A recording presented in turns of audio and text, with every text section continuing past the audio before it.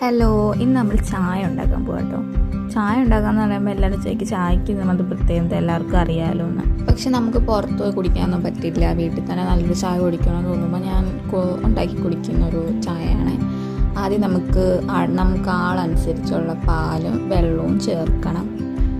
അത് കഴിഞ്ഞ് നമ്മൾ സ്റ്റൗ കത്തിച്ച് വെച്ചിട്ട് നമ്മൾ ഇഞ്ചി നല്ലൊരു ഇഞ്ചി എടുത്ത് ചതച്ച് മിക്സിയിട്ട് അടിച്ചാലും മതി, അല്ലെങ്കിൽ കൈ കൊണ്ട് ജസ്റ്റ് പിച്ചാത്തി പുറത്ത് വെച്ചൊന്ന് അടിച്ചാലും മതി.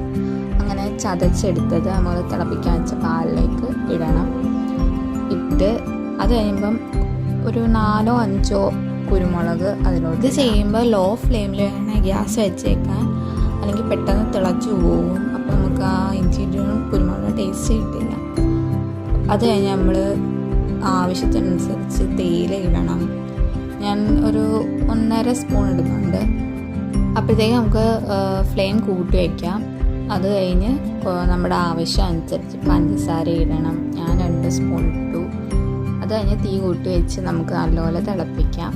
തിളച്ച് വരുമ്പോൾ വീണ്ടും ലോ ഫ്ലെയിമിൽ വെക്കുക, വീണ്ടും തിളയ്ക്കാൻ വേണ്ടി ഹൈ ഫ്ലെയിമിൽ വെക്കുക. നമ്മൾ ചായ നന്നായിട്ട് അരിച്ചെടുത്ത് നല്ലതായിട്ട് ചായ അടിച്ചെടുക്കണം. അപ്പം പതഞ്ഞ് വരുമല്ലോ, അപ്പോൾ നല്ല ടേസ്റ്റ് ആയിരിക്കും.